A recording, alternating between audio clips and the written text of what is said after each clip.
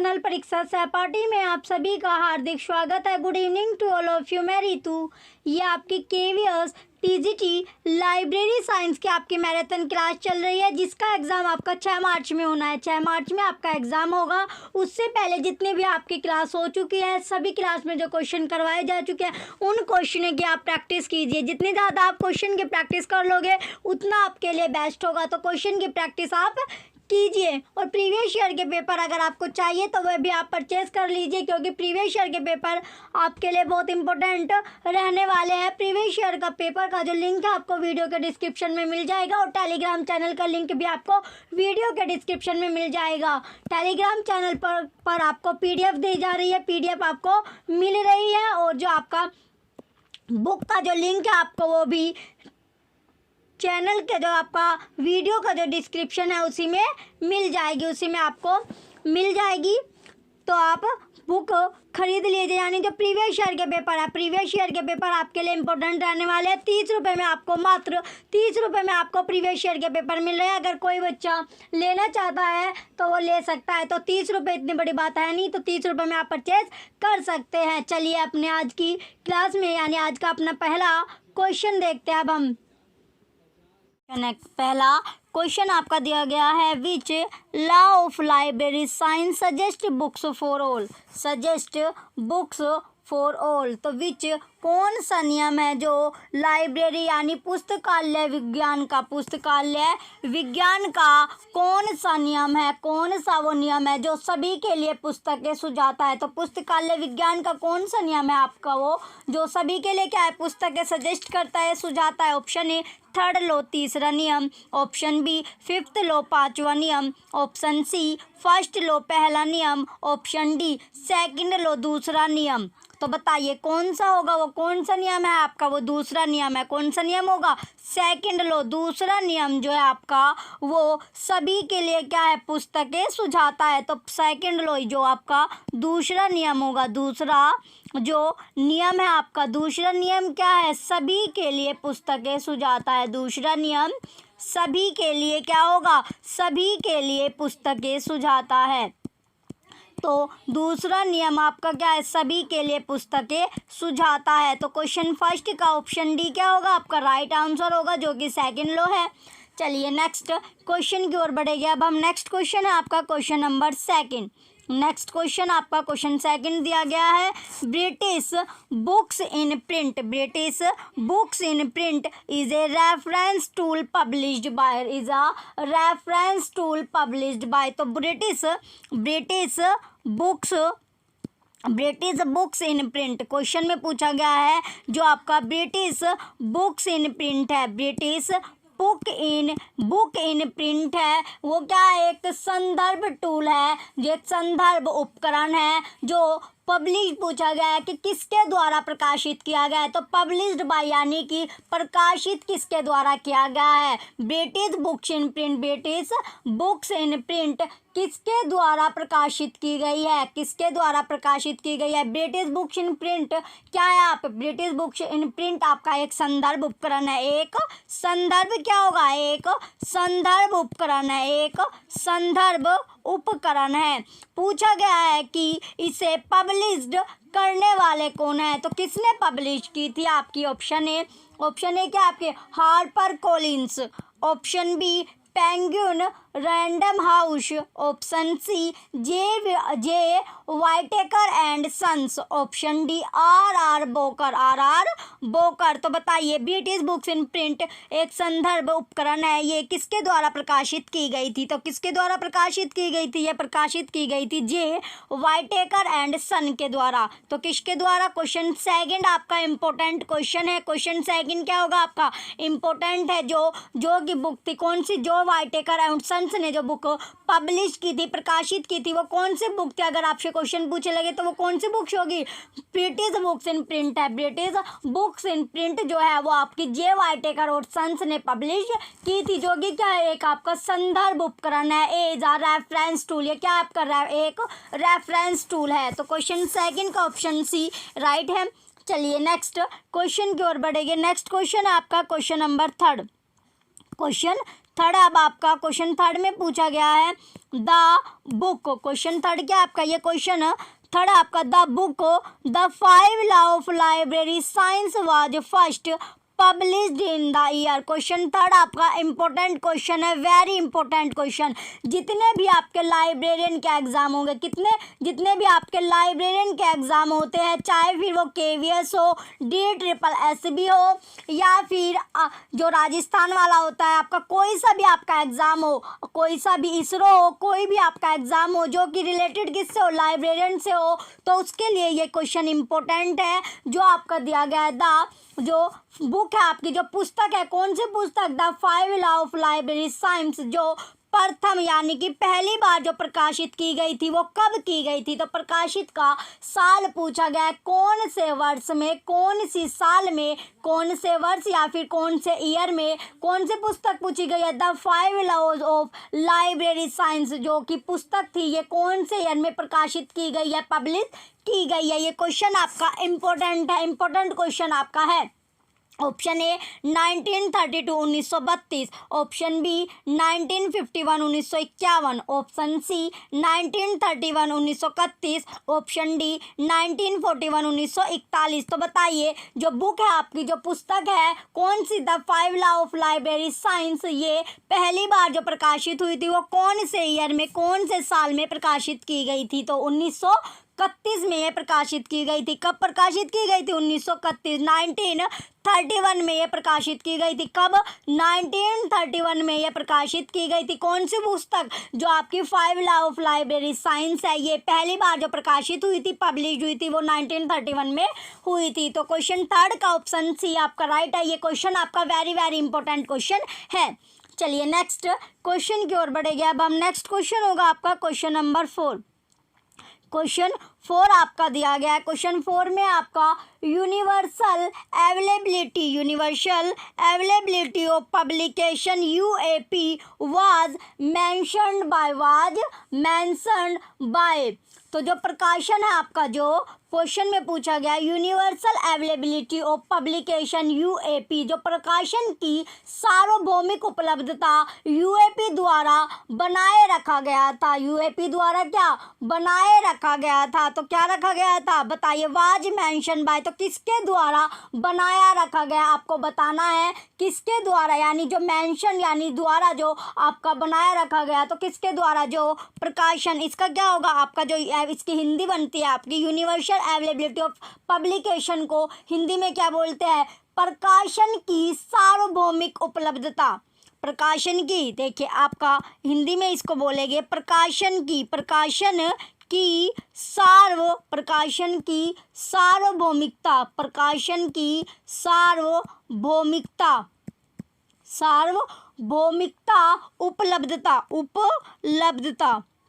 उपलब्धता। तो जो आपकी प्रकाशन की सार्वभौमिक क्या होगी, उपलब्धता। तो प्रकाशन की सार्वभौमिक उपलब्धता UAP क्या है आपकी, UAP आपका बनता है। तो ये किसके द्वारा बनाई रखी गई थी, तो बताए किसके द्वारा आपको बनाई रखी थी, क्या जो प्रकाशन की सार्वभौमिक उपलब्धता है UAP, वो किसके द्वारा बनाई रखी, तो मेंशन किसके द्वारा हुई थी, mention by. Option A IFLA, option A IFLA, option B ICSU, option C FID, option D का आपका IASLIB। तो बताइए जो आपकी इफला होगी, ICSU है, FID है, इनकी आपको फुल फॉर्म भी पता होनी चाहिए। तो यूनिवर्सल UAP आपका, अगर क्वेश्चन आपका क्वेश्चन 4 जैसे आपका यूनिवर्सल अवेलेबिलिटी ऑफ पब्लिकेशन दिया है, इसकी जगह आपको UAP वाज मेंशन बाय दिया जाता। अगर आपको फुल फॉर्म ही नहीं पता होगी तो आप क्वेश्चन का कैसे पता लगाओगे कि इसका राइट आंसर क्या होगा, कि क्वेश्चन का राइट आंसर आपका क्या बनता है। तो इसलिए कि आपको फुल फॉर्म भी आपको उसकी पता होनी चाहिए। तो UAP की फुल फॉर्म क्या आपकी, यूनिवर्सल अवेलेबिलिटी ऑफ पब्लिकेशन, यानी UAP की जो फुल फॉर्म है आपकी यूनिवर्सल अवेलेबिलिटी ऑफ पब्लिकेशन है। तो ये किसके द्वारा मेंशन की गई थी, ये मेंशन की गई थी आपकी इफला के द्वारा। किसके द्वारा, इफला के द्वारा ये मेंशन की गई थी। तो क्वेश्चन 4 का ऑप्शन है क्या होगा, इसका राइट आंसर होगा इफला, इसका राइट आंसर। इफला की फुल फॉर्म क्या होगी आपकी, इफला की फुल फॉर्म क्या होगी आपकी,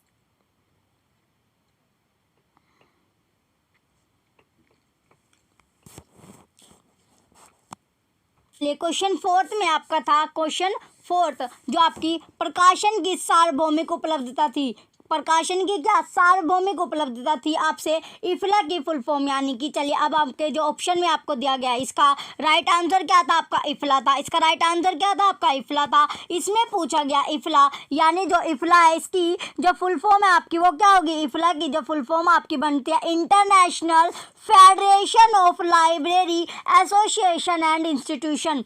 फुल फॉर्म क्या होगी इसकी, फुल फॉर्म होगी आपकी इंटरनेशनल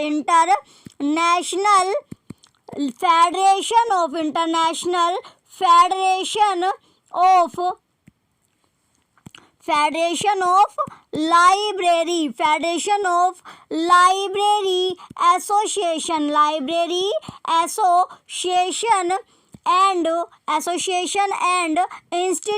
एंड इंस्टीट्यूशन। ये क्या है, इसकी इफला की फुल फॉर्म है। इफला की आपकी जो इफला का फुल नेम है वो क्या आपका पूरा नाम होगा इसका, international federation of library association and institution. इसका जो ये फाउंड यानी जो इसकी स्थापना की गई थी, इसकी स्थापना अगर आपकी की गई थी तो स्थापना इस्टेब्लिश्ड यानी जब फाउंडेड बोल सकते हैं, इसको क्या बोल सकते हैं आप, फाउंडेड भी बोल सकते हैं। तो कब गई थी, 1927 में। और इसका जो हेडक्वार्टर होगा आपका, इसका हेडक्वार्टर कहाँ पर है, हेडक्वार्टर भी आपको पता होना चाहिए। मुख्यालय इसका कहाँ पर होगा, इसका मुख्यालय आपका है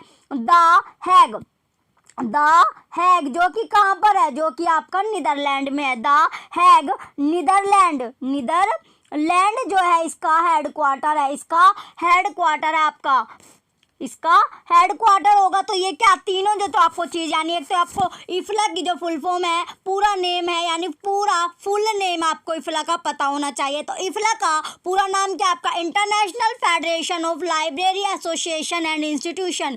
और जो इसकी स्थापना यानी कि स्टैब्लिश्ड हुई थी, ये कब हुई थी, इसकी जो स्थापना की गई थी वो 1927 में की गई थी। 1927 में इसकी स्थापना की गई थी, इसकी स्थापना की गई थी। और जो इसका जो हेडक्वार्टर है आपका, इसका हेडक्वार्टर कहाँ पर है, इसका हेडक्वार्टर आपका है, इसका हेडक्वार्टर कहाँ पर है, इसका जो हेडक्वार्टर है आपका वो है आपका द हैग, यानी नीदरलैंड में इसका हेडक्वार्टर होगा। नीदरलैंड में क्या है, इसका हेडक्वार्टर है, नीदरलैंड में इसका हेडक्वार्टर है। चलिए नेक्स्ट है आपका ICSU। तो ICSU का फुल नेम क्या होगा आपका, इंटरनेशनल काउंसिल फॉर साइंस। ये आपने देखा इफला का क्या है। चलिए अब हम नेक्स्ट देखेंगे। नेक्स्ट होगा अब आपका, नेक्स्ट क्या आपका ICSU। तो ICSU जो है आपका चलिए थोड़ा सा साइज का कम करते हैं। ICSU आपका है, ICSU का पूरा नाम क्या आपको, इंटरनेशनल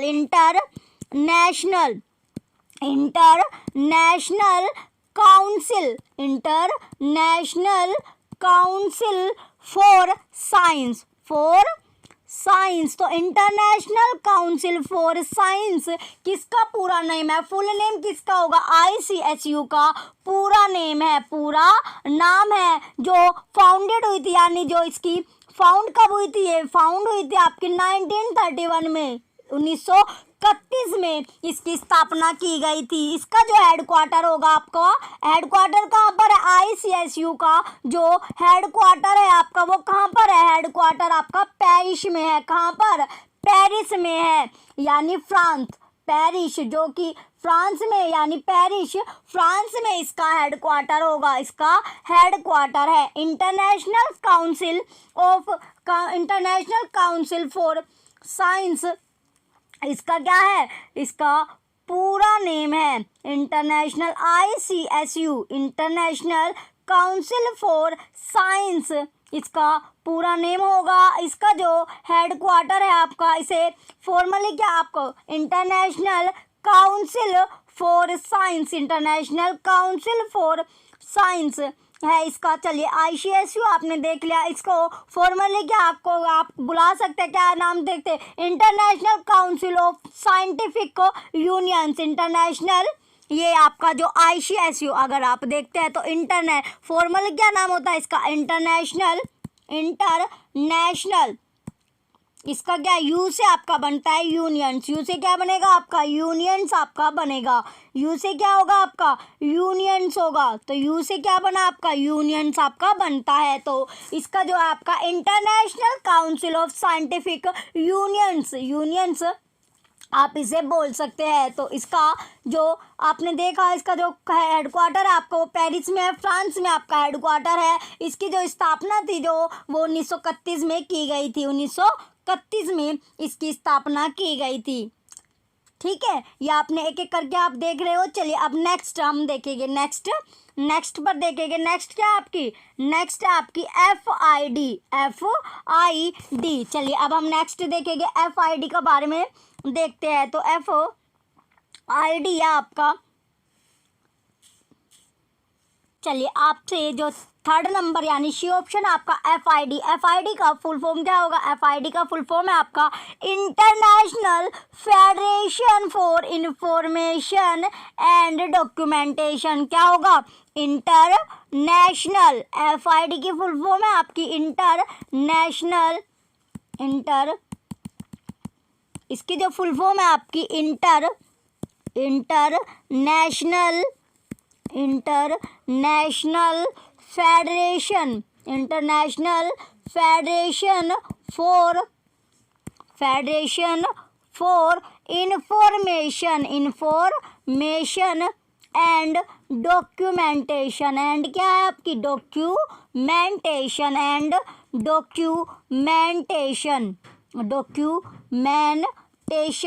ये क्या आपकी FID की फुल फॉर्म है। FID की जो फुल फॉर्म है आपकी international federation for information and documentation जो ये फाउंड हुई थी, यानी फाउंडेड कब हुई थी आपकी, फाउंडेड हुई थी आपकी 1895 में, 1895 में ये फाउंडेड हुई थी।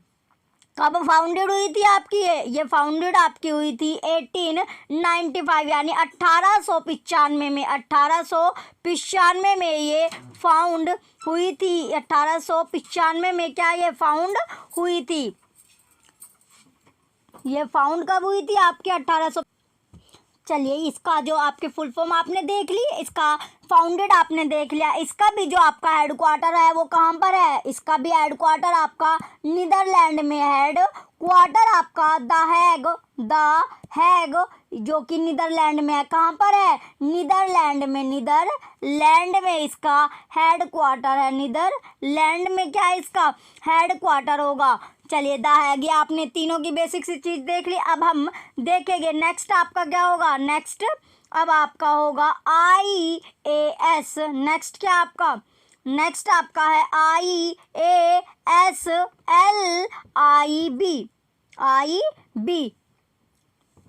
ये क्या है आपका आइशलिब। तो आइशलिब अब आप देखेंगे तो आइशलिब, चलिए ये क्वेश्चन 4 का आपने ऑप्शन सी देखा है, FID की आपने फुल फॉर्म देख ली, इसका हेडक्वार्टर आपने देख लिया, ये कब की इसकी स्थापना यानी फाउंड कब हुई थी 1895 में, फाउंडेड इसके था ये 1895 1895। अब हम नेक्स्ट देखेंगे, ये आपका एसलिब है, आइसलिब नहीं है, ये आपका एसलिब है। तो एसलिब का फुल नेम क्या होगा, फुल जो नाम है यानी पूरा जो नाम है आपका एसलिब का वो है आपका द एसोसिएशन, यानी एसोसिएशन ऑफ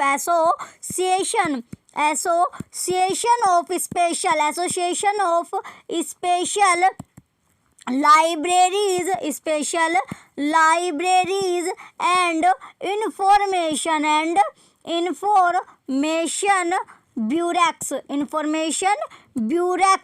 ये क्या है इसका फुल नेम है। तो ये क्या है इसका पूरा नाम है, association of special libraries and information bureaux. ये फाउंडेड कब हुई थी, ये फाउंडेड हुई थी आपकी 1924 यानी 1924 में ये फाउंडेड हुई थी। ये फाउंडेड कब हुई थी आपकी 1924 में ये फाउंडेड की गई थी। तो फाउंडेड कब की गई थी आपकी 1924 में, 24 है ये आपका इसका पूरा नाम आपने देख लिया, पूरा नाम आपने इसका देख लिया। तो पूरा जो नेम है वो क्या है, आप इसका पूरा नाम है आपका association of special libraries and information ब्यूरोक्स।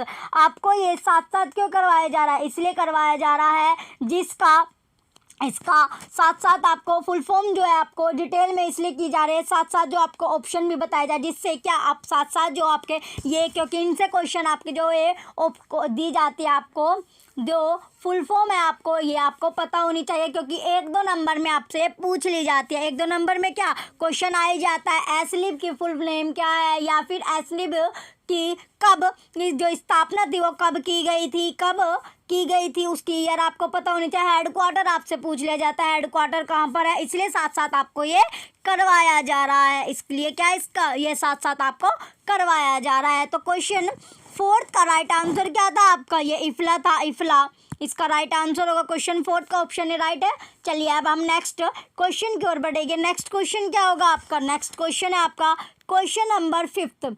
Question 5 आपका है, क्वेश्चन 5 में आपसे पूछा गया है क्वेश्चन 5 में आपसे है the library working hours has a direct impact on, the library working hours has a direct impact on, जो पुस्तकालय के काम के घंटे का जो सीधा प्रभाव होता है, जो सीधा प्रभाव पड़ता है वो किस पर पड़ेगा, तो जो पुस्तकालय का यानी कि पुस्तकालय के काम के घंटे का जो सीधा प्रभाव होता है, सीधा प्रभाव किस पर पड़ेगा, सीधा प्रभाव यानी डायरेक्ट इम्पैक्ट जो होता है वो किस पर पड़ेगा, किस पर पड़ेगा। ऑप्शन ए 4th लॉ चौथा कानून, ऑप्शन बी 2nd लॉ दूसरा कानून, ऑप्शन सी 5th लॉ पांचवा कानून, ऑप्शन डी 1st लॉ पहला नियम या फिर पहला कानून। तो बताइए जो पुस्तकालय के काम के घंटे का जो इम्पैक्ट होता है वो डायरेक्ट यानी सीधा जो प्रभाव पड़ेगा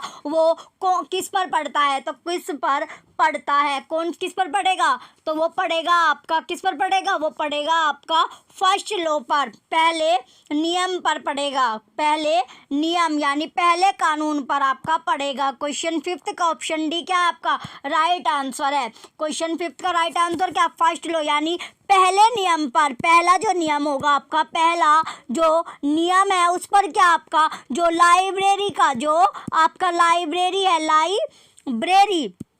लाइब्रेरी का जो काम का या फिर कार्य का सीधा कार्य के घंटे का जो सीधा प्रभाव होता है, जो सीधा प्रभाव होगा डायरेक्ट इम्पैक्ट आपका सीधा प्रभाव है वो किस पर पड़ेगा, तो सीधा प्रभाव आपका किस पर पड़ेगा, पहले नियम पर, पहले नियम पर लाइब्रेरी काम के घंटे का सीधा प्रभाव पड़ता है, सीधा प्रभाव पड़ता है, किस पर पड़ेगा, पहले नियम पर, पहले नियम यानी कि 1st लॉ पर आपका पड़ेगा। तो क्वेश्चन 5 का ऑप्शन डी 1st लॉ इसका राइट आंसर है। चलिए अब हम नेक्स्ट क्वेश्चन की ओर बढ़ेंगे। नेक्स्ट क्वेश्चन होगा आपका क्वेश्चन नंबर 6। क्वेश्चन नंबर 6 आपका दिया गया है द नॉर्मेटिव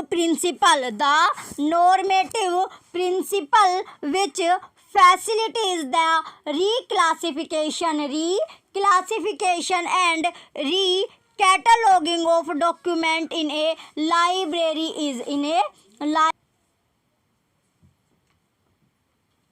चलिए क्वेश्चन 6 में आपसे पूछा गया था the normative principal which facilitates the reclassification and cataloguing of documentation document in library. तो नियामक जो सिद्धांत है आपका कौन सा, जो नॉर्मेटिव प्रिंसिपल यानी कि जो नियामक सिद्धांत है आपका, नियामक सिद्धांत है जो पुनः वर्गीकरण की सुविधा और पुनः वर्गीकरण की सुविधा प्रदान करता है, सुविधा क्या करता है, प्रदान करता है, और क्या जो आपका इना यानी कि एक पुस्तकालय में दस्तावेज की पुनः सूचीकरण प्रदान करता है। नियामक सिद्धांत जो पुनः वर्गीकरण की सुविधा और एक पुस्तकालय में दस्तावेज की पुनः सूचीकरण को क्या करता है, प्रदान करता है। ऑप्शन ए आपका principle of osmosis, option A क्या होगा, प्रिंसिपल ऑफ ऑस्मोसिस। ऑस्मोसिस का और सिद्धांत हो गया आपका क्या होगा, ऑस्मोसिस का आपका सिद्धांत होगा। Option B principle of as certainty,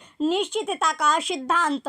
option C law of parsimony, तो पार्सिमोनी का कानून, option D law of permanence, स्थायित्व का नियम, स्थायित्व का क्या होगा आपका नियम होगा। तो बताइए ऑस्मोसिस का सिद्धांत, ऑस्मोसिस का क्या सिद्धांत हो गया आपका। फिर जो प्रिंसिपल होता है, प्रिंसिपल को सिद्धांत आप बोलते हैं। और जो एसर्टेनिटी है, एसर्टेनिटी क्या होगी आपकी निश्चितता, यानी कि निश्चितता क्या है आपका, निश्चितता इसका हो गया। तो बताइए निश्चितता का सिद्धांत हो गया पार्सिमोनी, पार्सिमोनी, पार्सिमोनी का क्या कानून हो गया आपका। और परमानेंस यानी कि स्थायित्व, परमानेंस क्या आपका स्थायित्व है, तो स्थायित्व का कानून। तो बताइए जो आपका है नियामक जो सिद्धांत है, नॉर्मेटिव, नॉर्मेटिव को क्या बोलते हैं, नियामक बोलते हैं। नॉर्मेटिव क्या होगा आपका नियामक होता है। प्रिंसिपल आपका सिद्धांत होता है। फैसिलिटेड हो गया आपका रिक्लासिफिकेशन यानी पुनः वर्गीकरण, पुनः वर्गीकरण, पुनः क्या हो गया वर्गीकरण, पुनः वर्गीकरण, ये हो गया आपका पुनः वर्गीकरण, पुनः वर्गीकरण। तो बताइए आपका पूछा गया था क्वेश्चन में नियामक, यानी ये क्या आपका नियामक सिद्धांत है। जो नियामक सिद्धांत जो क्या करता है, पुनः वर्गीकरण की सुविधा और एक पुस्तकालय में दस्तावेज की पुनः पर सूचीकरण, पुनः पर सूचीकरण की क्या करता है सुविधा प्रदान करता है। पुनः सूचीकरण की क्या करेगा सुविधा प्रदान करेगा। ये क्या आपका रीकैटालोगिंग का मतलब होता है पुनः सूचीकरण, पुनः पर सूचीकरण। तो बताइए क्वेश्चन 6 का राइट आंसर क्या आपका, क्वेश्चन 6 का राइट आंसर होगा प्रिंसिपल ऑफ ऑस्मोसिस। ऑस्मोसिस का सिद्धांत क्या होगा, इसका राइट आंसर है ऑस्मोसिस का सिद्धांत। किसका सिद्धांत, ऑस्मोसिस का सिद्धांत इसका राइट आंसर है। क्वेश्चन 6 का ऑप्शन है आपका राइट होगा। चलिए नेक्स्ट क्वेश्चन की ओर बढ़ेंगे। अब हम नेक्स्ट क्वेश्चन है आपका क्वेश्चन नंबर 7। नेक्स्ट क्वेश्चन में क्या दिया गया आपका, क्वेश्चन 7 है। क्वेश्चन 7 में आपसे पूछा गया है the author of the book the 5 law of library sciences. Question 7 आपका इंपॉर्टेंट है। क्वेश्चन 7 क्या आपका इंपॉर्टेंट है, जितने भी आपके लाइब्रेरियन के एग्जाम होंगे ऑल, यानी कि ये क्वेश्चन क्या आपका इंपॉर्टेंट क्वेश्चन है, वेरी इंपॉर्टेंट क्वेश्चन है आपका। किसके लिए, all librarian exam, all librarian exams are very important, are very important, यानी जितने भी आपके लाइब्रेरियन के एग्जाम है सभी के लिए क्या होगा, ये क्वेश्चन आपका इंपॉर्टेंट बनता है। तो ऑथर पूछा गया किसका, ऑथर जो आपकी 5 लॉ ऑफ लाइब्रेरी साइंस है, 5 लॉ ऑफ लाइब्रेरी साइंस है, उसके पुस्तक यानी जो पुस्तक है, इसके पुस्तक के जो लेखक है ऑथर है वो कौन थे। तो बताइए जो आपकी पुस्तक है, जो आपकी बुक है कौन से, the 5 laws of library science, तो उसके लेखक कौन होंगे, उसके लेखक आपसे पूछा गया है। तो लेखक क्या है आपका, ऑप्शन है अब आपका Melvil Dewey, option B SR Ranganathan, option C WC, option C क्या आपका WC Berwick Sayers, option D DP, option D क्या आपका PS, ऑप्शन डी आपका PS शिव स्वामी ज्यूर, शिव स्वामी लायर, शिव स्वामी लायर। तो बताइए कौन से, यानी जो पुस्तक है आपकी पुस्तक कौन सी है, पुस्तक है आपकी the 5 law of library science के जो लेखक है वो कौन होंगे। तो लेखक थे आपके, ये तो क्वेश्चन आपको देखते ही पता चल गया होगा, क्वेश्चन क्या आपको देखते ही क्या इसका राइट आंसर आपको पता चल गया होगा कि इसका क्वेश्चन का आंसर क्या होगा। क्योंकि ये क्वेश्चन अगर आप लाइब्रेरी की तैयारी आपने की होगी उसमें भी ये बहुत बार आपका क्वेश्चन आ चुका है। इसका बी यानी कि SR रंगनाथन क्या है, SR जो आपके रंगनाथन है कौन, जो आपके SR रंगनाथन है, SR रंगनाथन जो आपके है कौन, जो आपके SR रंगनाथन, SR रंगनाथन क्या है, इसके लेखक है कौन सी पुस्तक के, 5 लॉ ऑफ लाइब्रेरी साइंस। तो जो पुस्तक है आपकी 5 लॉ ऑफ लाइब्रेरी साइंस, इसके जो ऑथर है आपके, इसके जो लेखक है वो कौन है, SR रंगनाथन है। ये क्वेश्चन आपका वेरी वेरी इंपॉर्टेंट क्वेश्चन है, वेरी वेरी इंपॉर्टेंट क्वेश्चन है। तो SR रंगनाथन ने जो ये पुस्तक लिखी थी। तो इसके जो ऑथर आपके एस.आर. रंगनाथन है। ये क्वेश्चन आपका जितने भी आपके लाइब्रेरी एग्जाम होते हैं सभी के लिए आपका इम्पोर्टेंट है। चलिए अब नेक्स्ट क्वेश्चन की ओर बढ़ेंगे। नेक्स्ट क्वेश्चन आपका क्वेश्चन नंबर 8। क्वेश्चन 8 है अब आपका। क्वेश्चन 8 में दिया गया Khuda Bakhsh orient library is located at. Khuda Bakhsh oriental library is located at. Is located at. तो जो खुदा बख्श है आपकी, खुदा बख्श जो है आपकी, ये कहाँ पर लोकेटेड है, कहाँ पर क्या है स्थित है। तो बताइए कहाँ पर स्थित होगी। क्या जो खुदा बख्श आपकी ओरिएंटल लाइब्रेरी है वो कहाँ पर स्थित है, कहाँ पर स्थित है। तो कहाँ पर स्थित है आपको बताना है। कौन सी जो खुदा बख्श ओरिएंटल लाइब्रेरी आपकी, ओरिएंटल पुस्तकालय आपका, वो कहाँ पर लोकेटेड है। Option A Nagpur. Option A क्या है आपका Nagpur. Option A Nagpur. Option B Delhi. Option B क्या आपका Delhi. Option C Patna. Option D Kolkata. Option D क्या होगा आपका कोलकाता। तो बताइए जो खुदा बख्श है आपकी ओरिएंटल, खुदा बख्श ओरिएंटल लाइब्रेरी यानी जो पुस्तकालय आपका, पुस्तकालय वो कहाँ पर स्थित है, कहाँ पर स्थित है। तो कहाँ पर स्थित है आपको बताना है। क्वेश्चन 8 ये क्वेश्चन भी आपका इम्पोर्टेंट है। क्वेश्चन क्या आपका इम्पोर्टेंट है। क्वेश्चन 8 इसका जो राइट आंसर आपका पटना। तो कहाँ पर स्थित है खुदा बख्श ओरिएंटल यानी पुस्तकालय आपका पटना में स्थित है। कहाँ पर पटना में स्थित है। पटना में क्या ये स्थित है। कौन सा जो आपका खुदा बख्श ओरिएंटल लाइब्रेरी है आपकी, ये आपकी पटना में स्थित है। चलिए अब हम नेक्स्ट क्वेश्चन पर चलेंगे। नेक्स्ट क्वेश्चन होगा आपका क्वेश्चन नंबर 9। नेक्स्ट क्वेश्चन आपका question 9। The first secretary of ALA was. The first secretary of ALA was. तो ALA के पहले सचिव, सेक्रेटरी को क्या बोलते हैं, सेक्रेटरी को बोला जाता है सचिव। क्या बोला जाता है सचिव आप बोलेंगे। तो जो सेक्रेटरी यानी जो ALA है आपका, ALA के पहले सचिव आपसे पूछा गया। क्या पूछा गया ALA के पहले जो सचिव है वो कौन थे। तो आपको बताना है जो ALA है, ALA आपका क्या है अमेरिकन लाइब्रेरी एसोसिएशन। ALA आपका ALA दिया गया है। तो ALA आपसे पूछा गया ALA। तो ALA यानी अमेरिकन लाइब्रेरी एसोसिएशन। ALA क्या है आपका American library association. American library association होगा आपका। क्या होगा अमेरिकन लाइब्रेरी एसोसिएशन। इसके आपसे पूछा गया है जो पहले सचिव है आपके। क्या है जो पहले सचिव है ALA के पहले सचिव आपसे पूछा गया है। तो ALA के पहले सचिव कौन थे। ALA के पहले सचिव आपसे पूछे गया। इसका जो पूरा नाम है ALA का वो क्या है आपका American library association. American library association इसका पूरा नाम है। तो क्या है अमेरिकन लाइब्रेरी एसोसिएशन इसका पूर्ण नेम है या फिर फुल नेम आप इसको बोल सकते हैं। इसमें पूछा गया है क्वेश्चन में आपसे ALA के पहले सचिव, ALA के को पहले सचिव आपसे पूछा गया है। जो आपका ALA है, ALA की आपकी फुल फॉर्म आपको बता दी गई है American library association. Full form क्या है इसकी अमेरिकन लाइब्रेरी एसोसिएशन है। अमेरिकन लाइब्रेरी एसोसिएशन इसके जो फाउंडेड कब की गई थी। फाउंडेड है इसका 6 अक्टूबर कब 1876 यानी 6 अक्टूबर 1876। इसके जो फाउंडर्स है आपके, इसके फाउंडर्स भी आपको पता होनी चाहिए। तो सबसे पहले जो फाउंडर्स है वो कौन है मेलविल डेवी इसके पहले फाउंडर्स है। फिर आपका नेक्स्ट पर क्या होगा जस्टिन विंसर। फिर आपका है ये सभी फाउंडर आपको पता होना चाहिए क्योंकि क्वेश्चन आपसे आज क्वेश्चन में पूछा जा सकता है। फाउंडर के आपको नाम दे सकते हैं तो उसमें पूछ सकते हैं। तो आपको इनका पता होगा तभी आप बता सकते हैं कि इसमें से कौन सा आपका फाउंडर नहीं है। तो ये आपका चार्ल्स अम्मी कटर।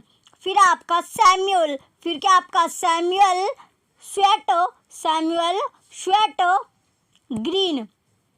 ग्रीन क्या है इसके, ये सभी के सभी क्या है इसके, सभी के सभी, ये जो आपको चार नाम आपको दिख रहे हैं चारों के चारों इसके फाउंडर है किसके, ALA के सॉरी, सभी के सभी इसके क्वेश्चन 9 का, यानी क्वेश्चन 9 में आपसे ALA के पूछा गया था, पहले सचिव आपसे पूछे गए, तो पहले सचिव आपको दिख ही गया, इसमें कौन है पहले सचिव आपके, मेलविल डेवी है, कौन है, मेलविल डेवी। तो जो ALA की फुल फॉर्म है आपकी अमेरिकन लाइब्रेरी एसोसिएशन, इसकी जो फाउंडेड हुई थी वो कब हुई थी आपकी 6 अक्टूबर 1876 में इसकी स्थापना की गई है।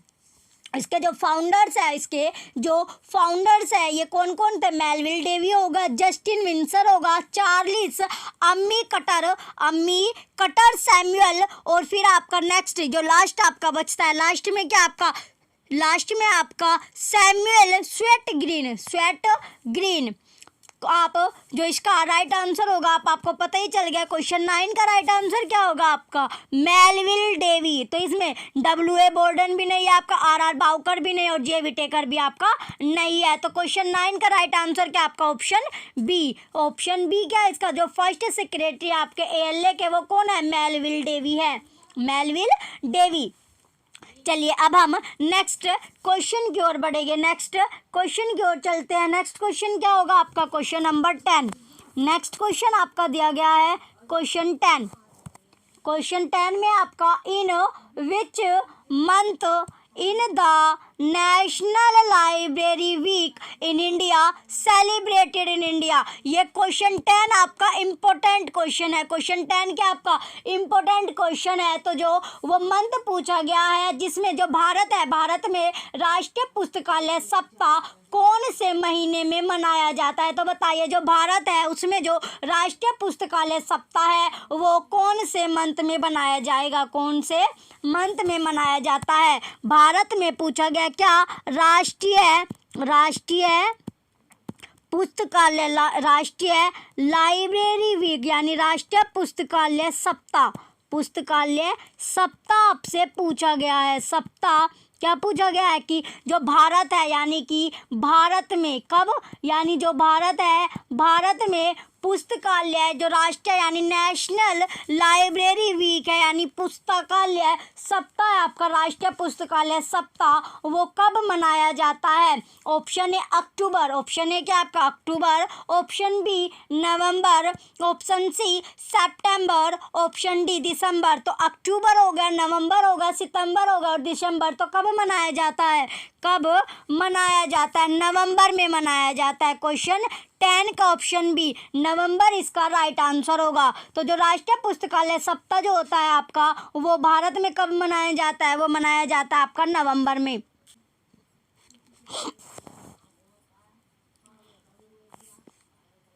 क्वेश्चन 10 में आपसे पूछा गया है, क्वेश्चन जो 10 था आपके इसमें पूछा गया था जो राष्ट्रीय पुस्तकालय सप्ताह होता है क्या, जो नेशनल लाइब्रेरी वीक होगा आपका वो कब मनाया जाता है। तो कब मनाया जाता है आपका, नवंबर में मनाया जाता है। नवंबर में भी वो कब से कब तक मनाया जाता है वो सप्ताह, यानी कब से स्टार्टिंग होती है, 14 से 20 नवंबर। कब से कब तक, यानी 14 नवंबर से लेकर 20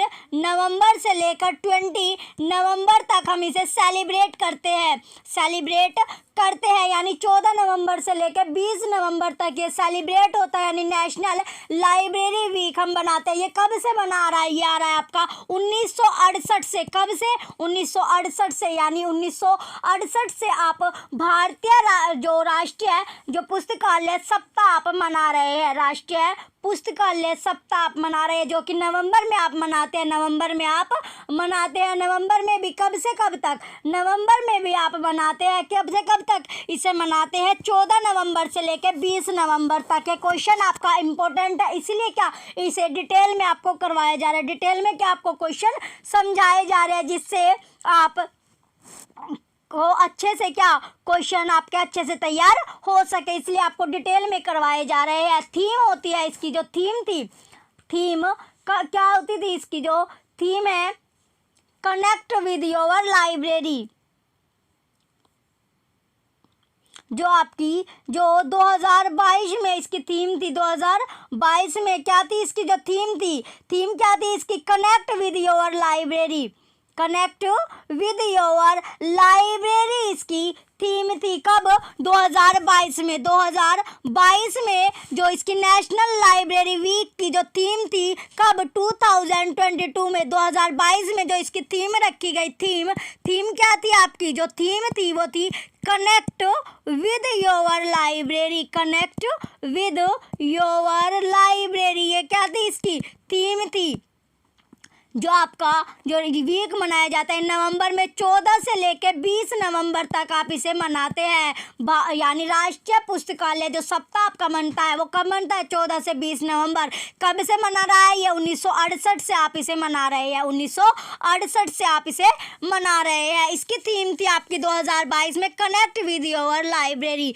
चलिए अब हम नेक्स्ट क्वेश्चन की ओर बढ़ेंगे। नेक्स्ट क्वेश्चन की ओर चलते हैं। नेक्स्ट क्वेश्चन क्या होगा आपका? नेक्स्ट क्वेश्चन है अब आपका क्वेश्चन नंबर 11। नेक्स्ट क्वेश्चन है आपका question number 11।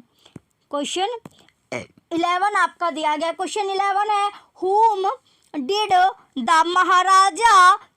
Maharaja Sayajirao Gaekwad invite to set up the public library system in Baroda? Public library system in Baroda. जो महाराजा थे आपके कौन से? सयाजीराव गायकवाड़।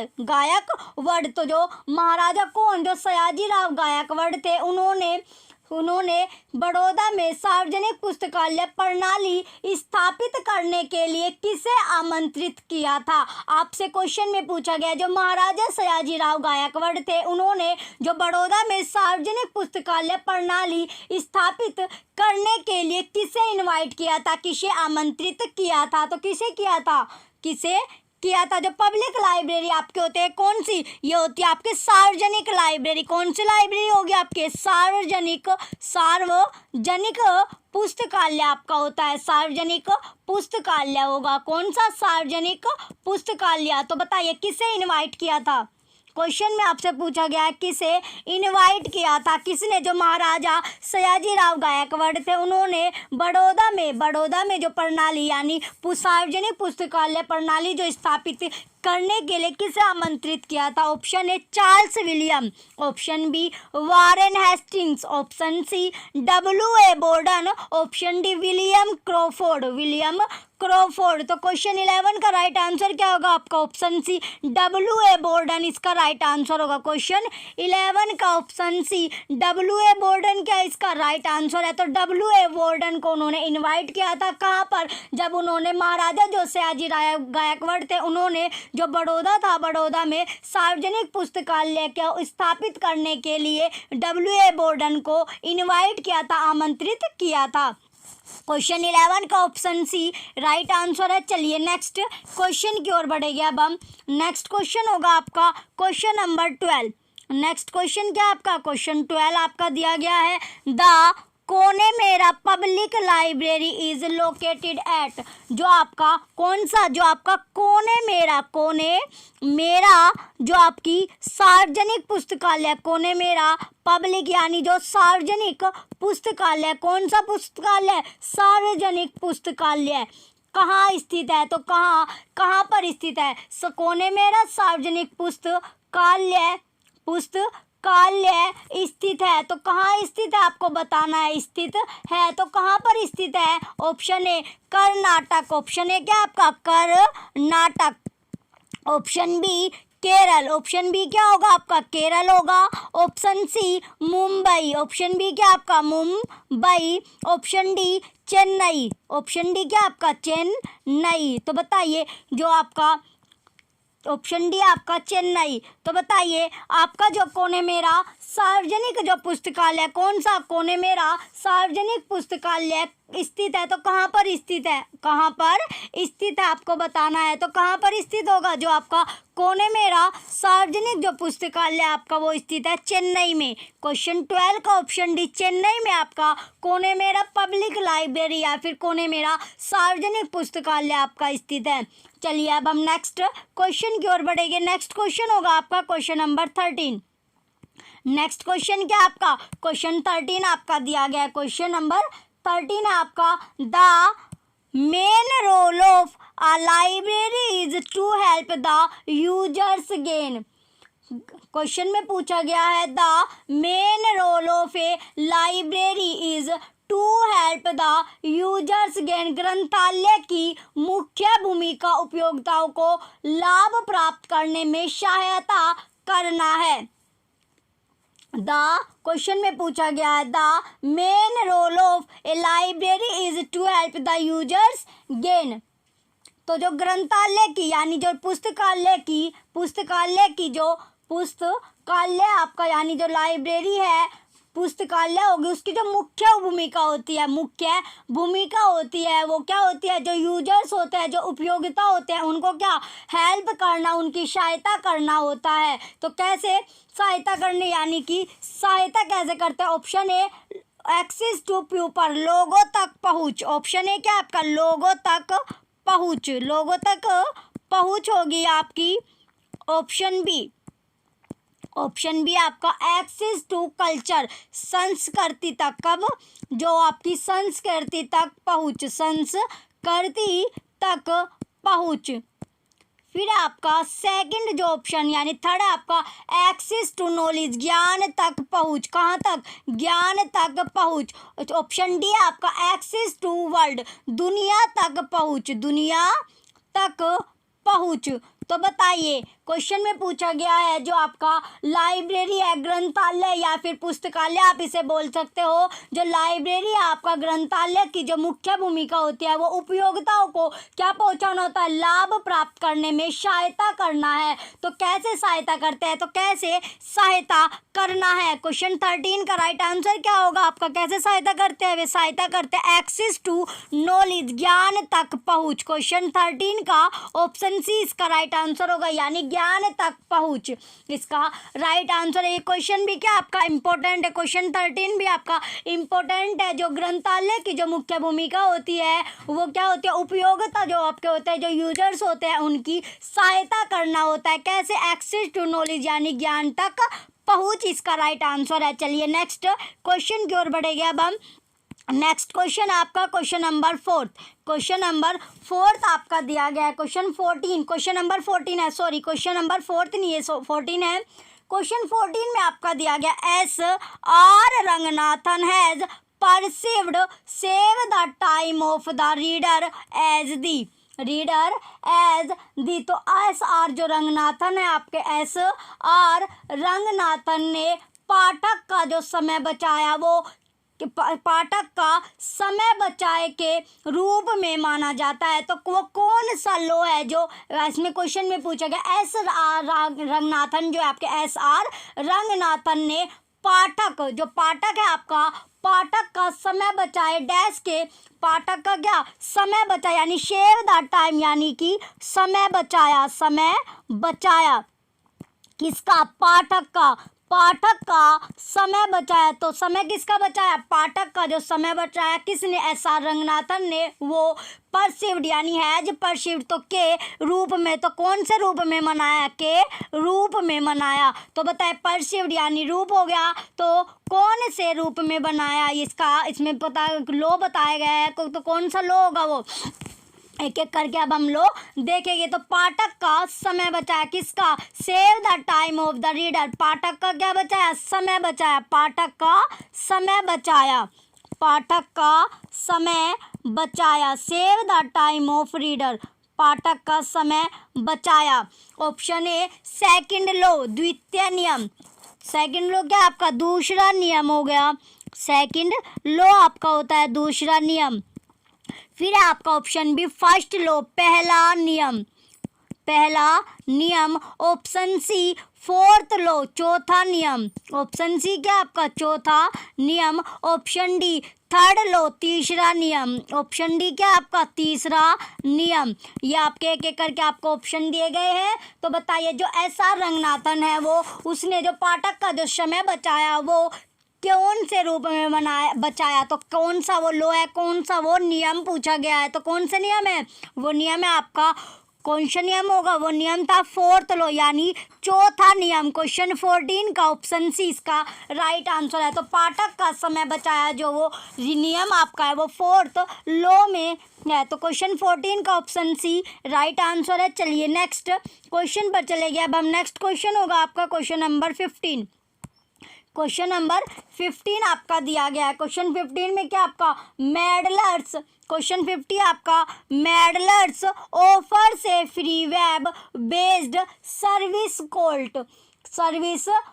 तो MEDLARS offers a free web based service called. MEDLARS एक मुफ्त वेब आधारित सेवा प्रदान करता है। जो मेडलर्स होता है वो क्या करता है? एक मुफ्त वेब सेवा प्रदान करता है। वेब आधारित जो सेवा होती है यानी कि बेस्ड यानी कि फ्री वेब यानी कि जो फ्री होती है यानी मुफ्त होती है, वेब आधारित सेवा प्रदान करता है, जिसे कहा जाता है। तो क्या कहा जाता है आपसे पूछा गया। जो मेडलर्स है वो क्या करता है? एक मुफ्त वेब आधारित, मेडलर्स एक फ्री वेब यानी मुफ्त वेब आधारित सर्विस सेवा प्रदान करता है, जिसे कहा जाता है ऑप्शन ए।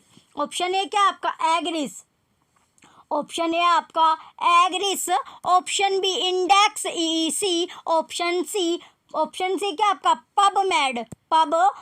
ऑप्शन सी होगा आपका PubMed. Option D INIS, INIS, I होगा आपका, फिर आपका एन है, फिर आपका आई है, देन आपका एस है, एस हो गया, और फिर आपका था एग्रिस, एग। ऑप्शन ए था आपका एग्रिस हो गया। ऑप्शन ए में क्या था आपका? एग्रिस हो गया। फिर आपका इंडेक्स ईईसी, इंडेक्स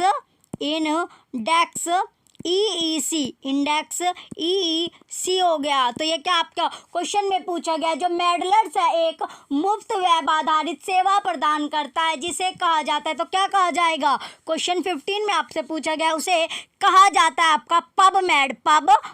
क्या कहा जाता है? पब मेड आपका कहा जाता है। तो क्वेश्चन 15 का ऑप्शन सी क्या आपका राइट आंसर है। जो मेडलर्स है एक मुफ्त सेवा प्रदान करता है, जो मुफ्त सेवा प्रदान करता है उसे कहा जाता है पब मेड कहा जाता है। क्वेश्चन 15 का ऑप्शन सी आपका राइट आंसर है। चलिए नेक्स्ट क्वेश्चन की ओर बढ़ेंगे। नेक्स्ट क्वेश्चन होगा आपका क्वेश्चन नंबर 16। क्वेश्चन 16 में आपका दिया गया, the great history and evolution of libraries in the Asian times was largely influenced by the great. Question 16 में आपका दिया गया है जो ग्रेट हिस्ट्री है evolution of libraries in the Asian times was largely influenced by the. प्राचीन काल में, प्राचीन जो काल था उसमें क्या पुस्तकालय का महान इतिहास और विकास काफ़ी हद तक प्रभावित था। तो किससे प्रभावित था वो पूछा गया है। तो काफ़ी हद तक जो प्रभावित था वो किससे था? ऑप्शन ए पब्लिक लाइब्रेरी, सार्वजनिक पुस्तकालय। पब्लिक लाइब्रेरी क्या होगा आपका? सार्वजनिक पुस्तकालय होगा, सार्वजनिक पुस्तकालय आपका बनता है। ऑप्शन ए क्या आपका? सार्वजनिक पुस्तकालय। ऑप्शन बी आपका मॉडर्न पुस्तकालय, आधुनिक। ऑप्शन बी क्या आपका? आधुनिक पुस्तकालय हो गया आपका। फिर आपका सी प्राइवेट पुस्तकालय, सी क्या आपका? प्राइवेट पुस्तकालय यानी प्राइवेट लाइब्रेरीज, निजी पुस्तकालय। ऑप्शन डी मोनेस्टिक लाइब्रेरीज, मठवासी पुस्तकालय। क्या होगा इसका? मठवासी पुस्तकालय। क्वेश्चन 16 में पूछा गया प्राचीन काल में पुस्तकालयों का जो महान इतिहास और विकास था वो काफ़ी हद तक प्रभावित था। तो किससे प्रभावित था वो पूछा गया है। तो किससे प्रभावित था वो आपको बताना है क्वेश्चन 16 का। तो किससे प्रभावित था वो? मठवासी पुस्तकालय से प्रभावित था, मोनेस्टिक लाइब्रेरी से प्रभावित था। क्वेश्चन 16 का ऑप्शन डी क्या इसका राइट आंसर है? मठवासी या फिर मोनेस्टिक लाइब्रेरी इसका राइट आंसर होगा। जो प्राचीन काल था उसमें जो पुस्तकालयों का जो महान इतिहास और विकास था वो काफ़ी हद तक मोनेस्टिक लाइब्रेरी या फिर मठवासी लाइब्रेरी से प्रभावित था। चलिए नेक्स्ट क्वेश्चन पर चले गए। ये क्वेश्चन भी आपका इम्पोर्टेंट है, क्वेश्चन 16 भी आपका इम्पोर्टेंट क्वेश्चन है। चलिए नेक्स्ट क्वेश्चन की ओर बढ़ेंगे अब हम। नेक्स्ट क्वेश्चन है आपका क्वेश्चन नंबर 17। क्वेश्चन 17 है आपका a software system allowing cross referencing between related selection by text and other graphic material is called। Question में दिया गया आपका क्वेश्चन 17 में क्या आपका a software system allowing cross referencing between related section by text and other graphics material is called।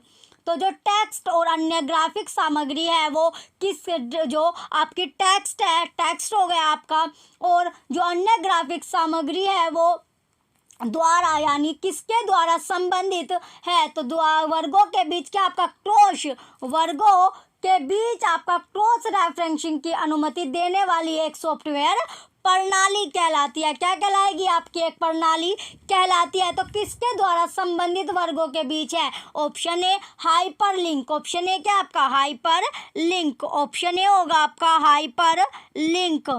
Hyperlink हो गया आपका। ऑप्शन बी ऑप्शन डी क्या आपका? एक्सपर्ट टेक्स्ट, विशेषज्ञ पाठ। ऑप्शन बी होगा आपका एक्सपर्ट टेक्स्ट यानी विशेषज्ञ पाठ। ऑप्शन सी होगा अब आपका हाइपर बुक। ऑप्शन सी क्या आपका? Hyper book. ऑप्शन डी अब आपका हाइपर टेक्स्ट। ऑप्शन डी क्या आपका? Hyper text. ऑप्शन डी आपका हाइपर टेक्स्ट। तो बताइए क्वेश्चन में दिया गया आपका, क्वेश्चन में क्या है आपका? क्वेश्चन में आपका दिया गया है, जो क्वेश्चन है आपका सॉफ्टवेयर सिस्टम है आपका, जो किससे यानी क्रॉसिंग पूछा गया है, तो किस किस के इसमें द्वारा संबंधित है। ऑप्शन इसका राइट आंसर क्या होगा? क्वेश्चन 17 का आपका राइट आंसर है hyper text. Option D hyper text से संबंधित है। क्वेश्चन 17 का ऑप्शन डी राइट आंसर है। चलिए नेक्स्ट क्वेश्चन की ओर बढ़ेंगे अब हम। नेक्स्ट क्वेश्चन है आपका क्वेश्चन नंबर 18। क्वेश्चन नंबर 18 आपका दिया गया है। क्वेश्चन 18 में आपका the year 1876 appears to have made a distinct epoch in the progress of library movement in the year 1876 appears to have made a distinct epoch in the progress of library movement in वर्ष 1876 में, वर्ष 1876 में question में पूछा गया। Question 18 question में दिया गया था आपका, तो वर्ष 1876 में क्या वर्ष जो आपके 1876 है यानी कि लाइब्रेरी मूवमेंट पुस्तकालय आंदोलन की प्रगति, पुस्तकालय आंदोलन की जो प्रगति थी आपकी, कब?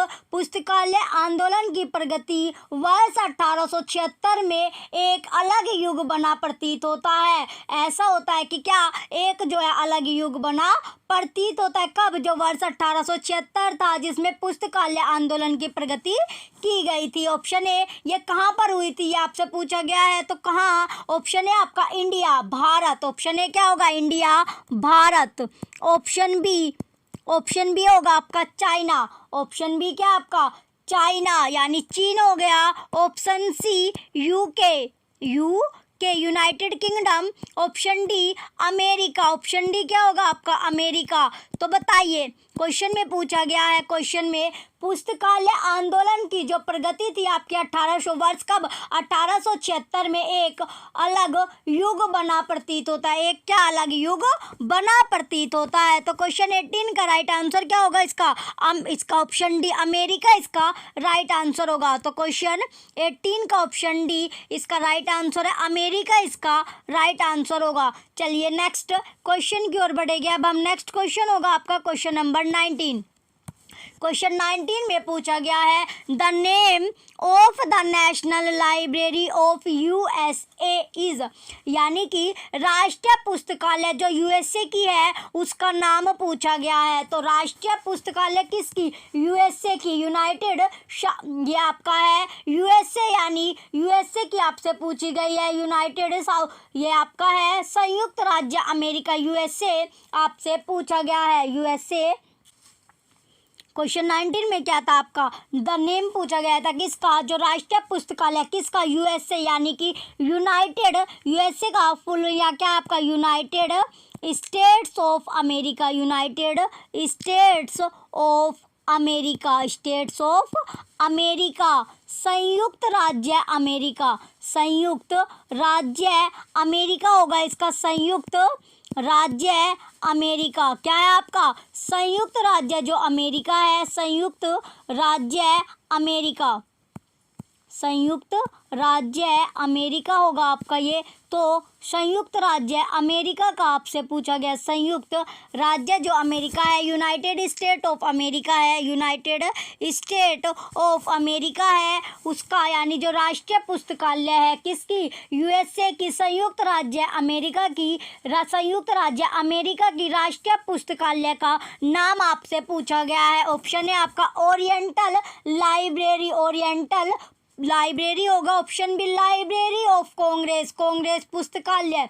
Option C British museum, British संग्रहालय। Option D imperial library, imperial library. Museum को क्या कहते हैं? संग्रहालय आप कहेंगे, क्या कहेंगे? संग्रहालय कहा जाता है। म्यूजियम को क्या कहा जाता है? संग्रहालय कहा जाता है। तो संयुक्त राज्य अमेरिका के राष्ट्रीय पुस्तकालय का नाम है, तो राष्ट्रीय जो पुस्तकालय उसका नाम आपसे पूछा गया किसका? जो संयुक्त राज्य अमेरिका है उसका जो राष्ट्रीय पुस्तकालय है उसका नाम क्या होगा? उसका नाम आपसे पूछा गया, तो उसका नाम है आपका लाइब्रेरी ऑफ कांग्रेस, कांग्रेस पुस्तकालय। क्या नाम है? लाइब्रेरी ऑफ कांग्रेस, कांग्रेस पुस्तकालय। क्या नाम है बच्चों? नाम है कांग्रेस पुस्तकालय, कांग्रेस कांग्रेस पुस्तकालय, कांग्रेस पुस्तकालय नाम है। क्या नाम है? कांग्रेस पुस्तकालय उसका नाम होगा, कांग्रेस पुस्तकालय नाम है। तो क्या नाम है? Library of Congress. क्वेश्चन 19 का ऑप्शन बी राइट आंसर है। ये क्वेश्चन आपका इंपॉर्टेंट भी है, वेरी इंपॉर्टेंट क्वेश्चन है, जो आपका नेशनल लाइब्रेरी ऑफ यूएसए, संयुक्त राज्य अमेरिका का राष्ट्रीय पुस्तकालय का नाम आपसे पूछा गया है, लाइब्रेरी ऑफ कांग्रेस है। चलिए नेक्स्ट, म्यूजियम को संग्रहालय कहते हैं, म्यूजियम को क्या कहेंगे? संग्रहालय आप कहते हैं। चलिए नेक्स्ट क्वेश्चन की ओर बढ़ेंगे। नेक्स्ट क्वेश्चन होगा आपका क्वेश्चन नंबर 20। नेक्स्ट क्वेश्चन क्या आपका? क्वेश्चन 20 आपका दिया गया है। क्वेश्चन 20 में है the organization which cages to Grovil petrify on Paris has direct impact on, has direct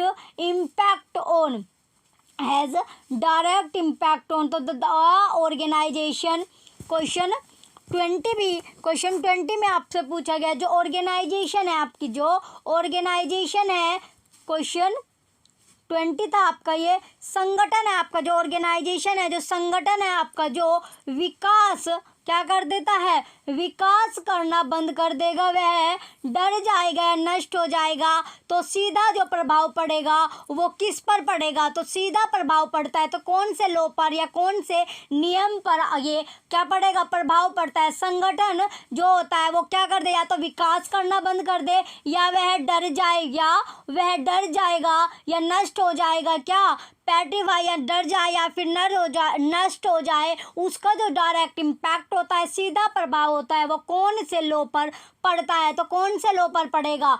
option A third law, तीसरा नियम। ऑप्शन बी फोर्थ लॉ, चौथा नियम। ऑप्शन डी फिफ्थ लॉ, पांचवा कानून। ऑप्शन डी सेकंड लॉ, दूसरा कानून, तो कौन से कानून पर उसका सीधा प्रभाव पड़ेगा? तो जो सीधा प्रभाव पड़ता है वो फिफ्थ लॉ पर पड़ता है। किस पर?